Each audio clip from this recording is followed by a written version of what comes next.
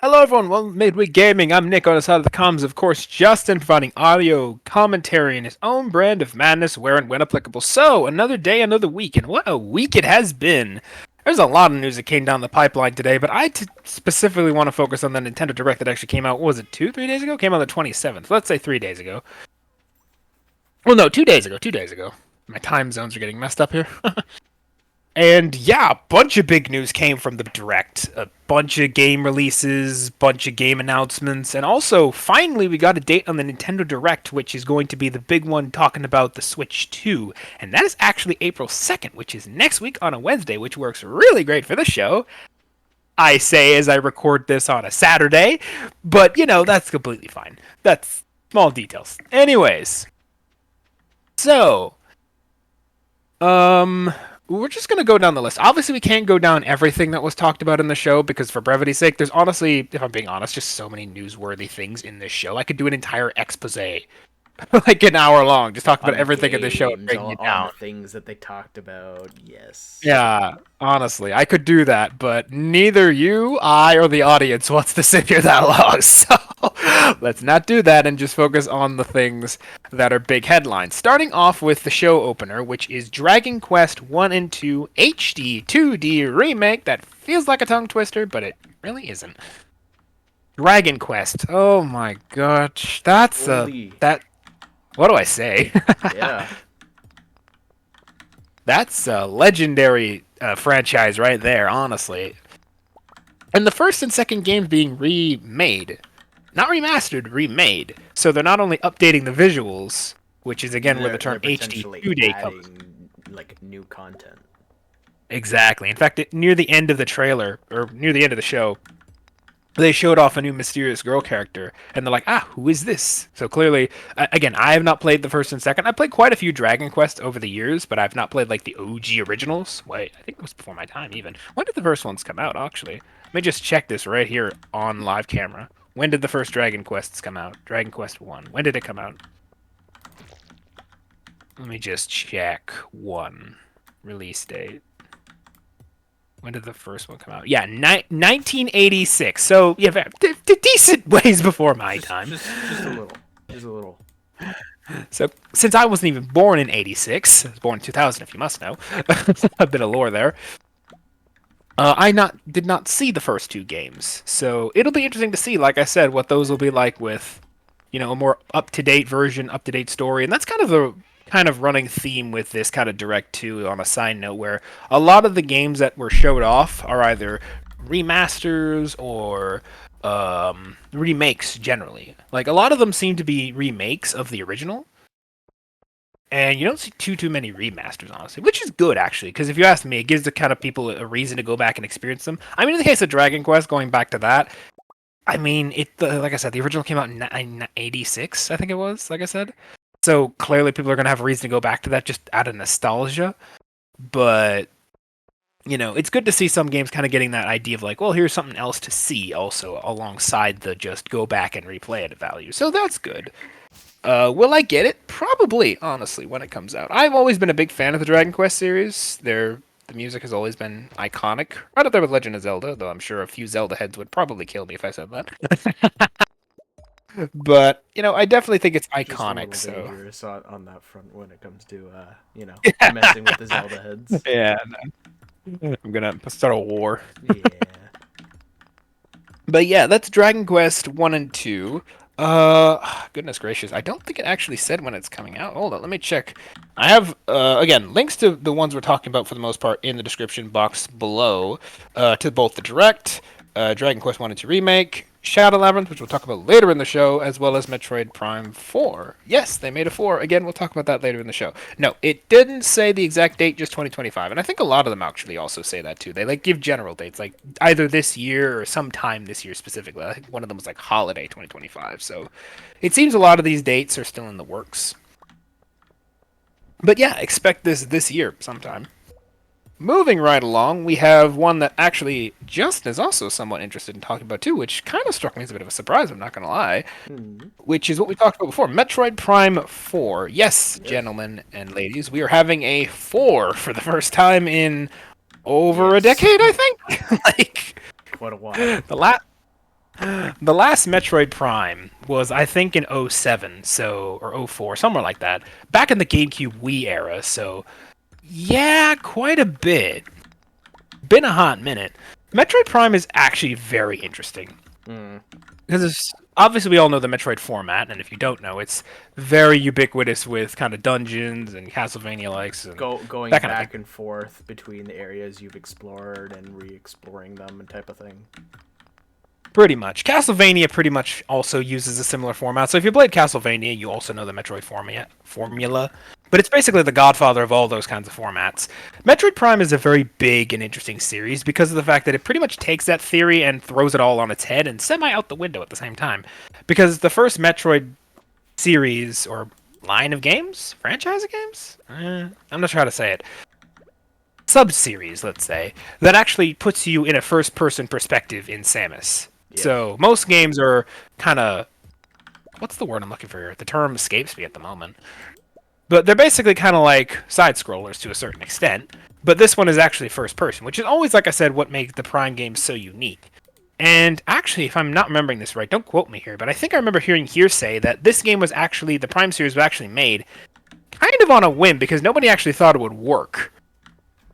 And they gave it to a studio, and they're like, "Yeah, sure, first-person Metroid, go for it." You know, I think I remember hearing that people like Nintendo itself wasn't exactly too thrilled about it, and they weren't exactly too confident in the idea of a first-person Metroid either. So they just kind of threw the rights out and just like, "Sure, go for it," and it kind of took off. So seeing another one for the first time in a long time is kind of interesting, and on the Switch, no less. So that'll be interesting. Also includes psychic powers and possibly a new suit, which never thought I'd say that in the world of a Metroid game. But then again, Metroid has always had a weird element to it. There's So always been like some kind of like weird element of, oh, this is some weird psychic and or alien type stuff going on here that you just happen to get involved with. I mean, what is it? The most longest running enemy character in the series is a giant raptor thing named Ripley, which is literally just a giant pterodactyl looking MF. So I don't know. I don't know, man. But so yeah, there's always been a bit of a weirdness to the Metroid series, but what are you gonna do? And don't even get me started on the Metroids themselves, little brain things. Anyways. So yeah, that's interesting. Metroid Prime 4. Again, let me just check this. Again, trailer down below if you're curious, but I don't think we have a release date. No, again, coming 2025. Again, running with the theory that all of these don't have a specific release date yet, but they are a specific release year, so there is that. Next up on the docket is a game that I'm actually very interested in seeing, just purely on a conceptual basis, if nothing else, and that is Shadow Labyrinth. Now, the name actually has a pretty grandiose title, if you'll pardon the saying, but it actually is a Pac-Man game, if you can believe it. Like, if you haven't been following the whole thing, Shadow Labyrinth is actually a Pac-Man game. Yeah. Yes. Which, going back to Metroid, uses again the Metroid formula. See, it's a very famous formula. But anyways, this kind of side-scrolling thing, apparently you wake up randomly in some place, and this autonomous AI robot thingy called Pac wakes you up, and you just kind of follow things, and I honestly don't even know how to explain it because it just feels such a big departure. Your little friend isn't actually all that little and eats things for you.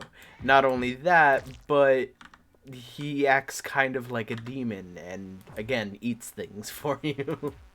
Because that really that answers so many questions for that. Yes, but that's the kind of thing that you see when you're watching the trailer. I just see this, like, I just get the manga panel in my head of just, like, everyone looking at you, just a bunch of question marks over their head as you explain this. Like, yeah, that answers what so is much. This? I'm sorry, sir, but I myself do not have any answers. I mean, like I said, it's really interesting because, again, it's... We were talking about this actually before the show, and like I said, this is why I'm so fascinated about it, just on a conceptual level, because all these games, right, like Dragon Quest, Pokemon, which actually came up in the show, like all these games are games that you can just kind of remake, remaster, make another one, and just ship it as is, even with some slight changes. People will play it because it's nostalgia, it's a great game. Yeah. Pac-Man is very much a product of its time. It is very much a product of the arcade cabinet days. Yeah. So how do you bring that into the modern age successfully? Well, you kind of turn the whole formula on its head while keeping the base concept of Pac-Man there, the om nom nom nom nom thing. And you actually can do the om nom nom nom thing too, because like I said, there's literally moments where you seem to be able to like transform into the Pac-Man mode and just om nom nom nom nom pellets for one reason or another. And you can do that to bosses too and transform into this giant dragon thingy that has a Pac-Man for a stomach, and you can eat bosses and use their abilities, and this is extremely Yes. insane. But you know what? It might work, so I will definitely play this game when it comes out, if only out of curiosity. Usually with Metroid-like games, I'm not that I hate the Metroid series. I respect it, if nothing else, for purely what it is. But I'm not, too crazy about them. And the Pac-Man games, I've always had a similar opinion of. I respect them for what they are, but I've never been too crazy about them for obvious reasons. But this one I will definitely try, because just on a conceptual level, it's so fascinating.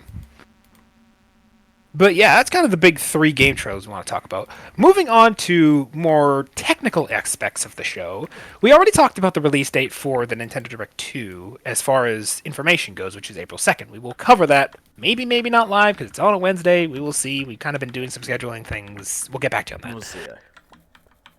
But another thing I wanted to talk about is something else that gets brought up near the later half of the show, and that's this concept of virtual game cards. And this is going to be coming as a free update to the Switch and presumably also the Switch 2 when it comes out, whenever that is. Maybe summer, maybe December.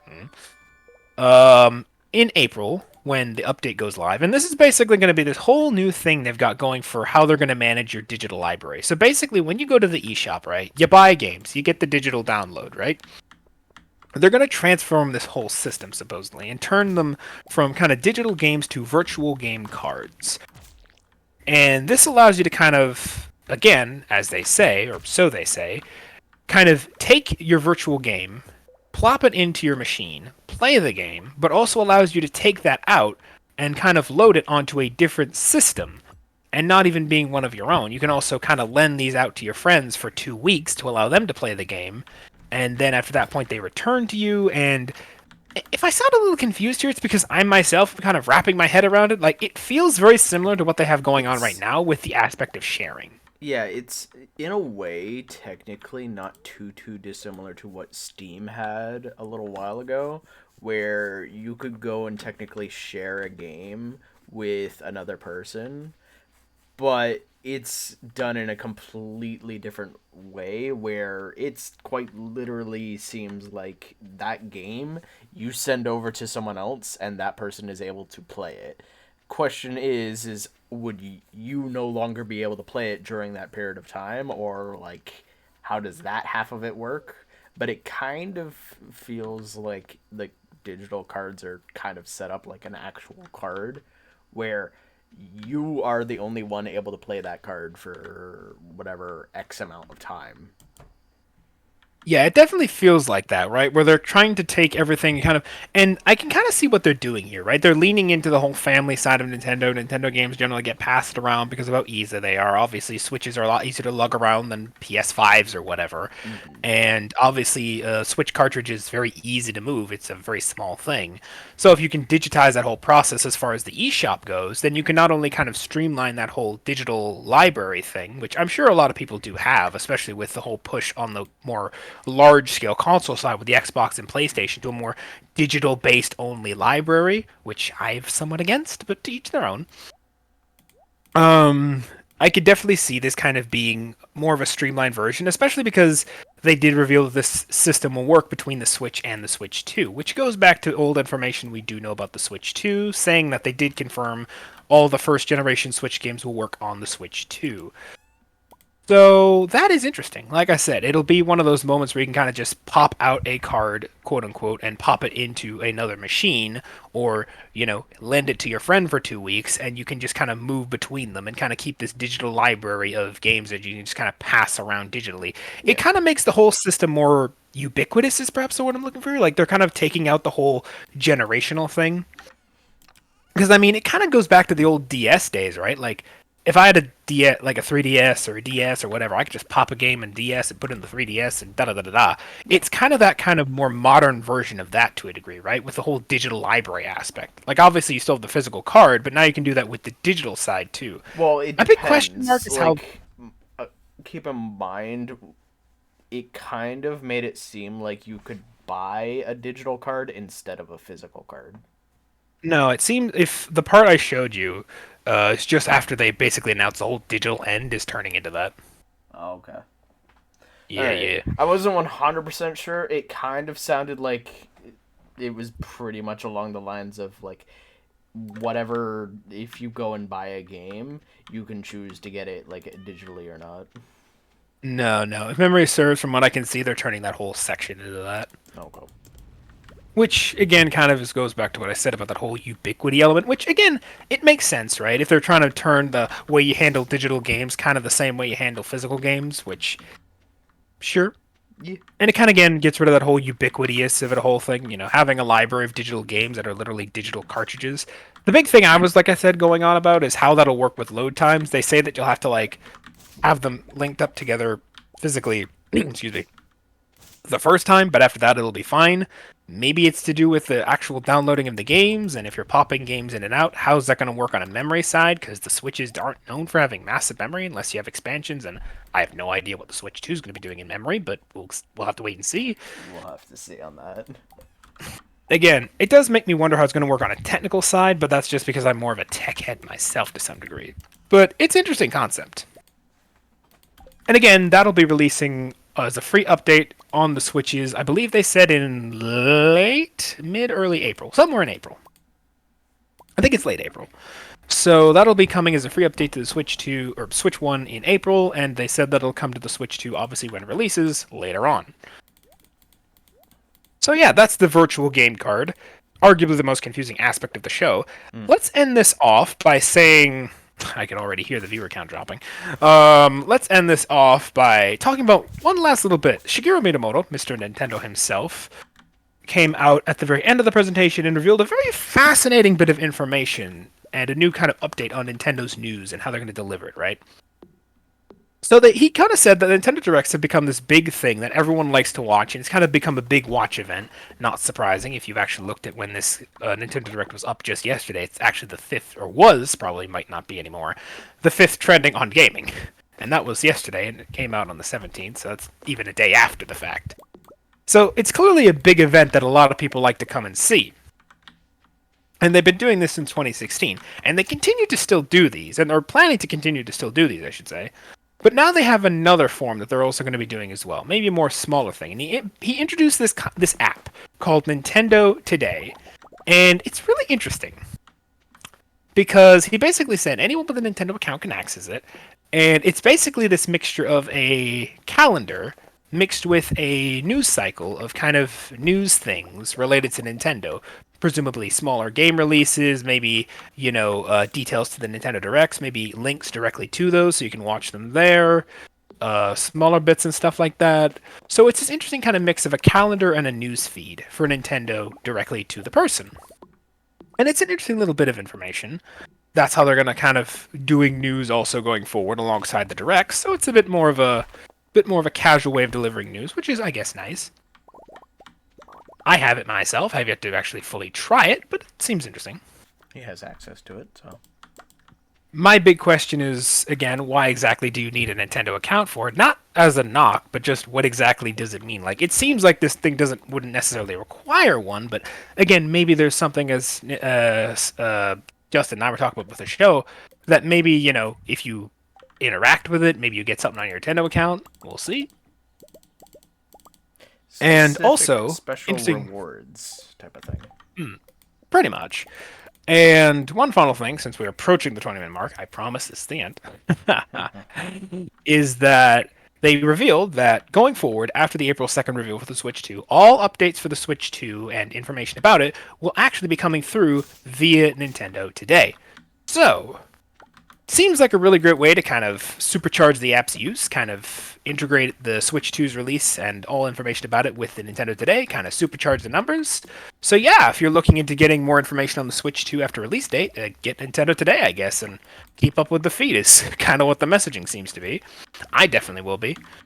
And remember, you will need a Nintendo account for it for one reason or another. So yeah. And that's kind of the show we have today. That's Nintendo Direct. That's what we have. Again, we'll see it on Wednesday to see what the Switch 2 is. I'm really interested on it, how it's going to work. And that's kind of the highlights of the show. Anything you want to mention, Justin? Nope. No, that's pretty much it. All right, then. So, that's the show. Hope you enjoyed. Hope you all liked it. I just got to admit, there's something truly timeless about Nintendo. I remember just feeling this as I'm watching the show, and they definitely know when they lean into that, too. But, you know, props where it's due. Nintendo truly does have a timeless feel to it. So, you know, let us know what you thought on the show. Did you feel the same? What you thought about it? Are you excited for this game? Are you going to play Shadow Labyrinth, Dragon Quest, the new Pokemon, one of the other things I did not mention on this list? Let me know. I'm really interested to see how people are reacting to all this. Are you going to look at Nintendo Today? Let us know. Let us, like, subscribe. You've been on YouTube. You know how this works. And we'll see you all next week. Bye-bye, everybody.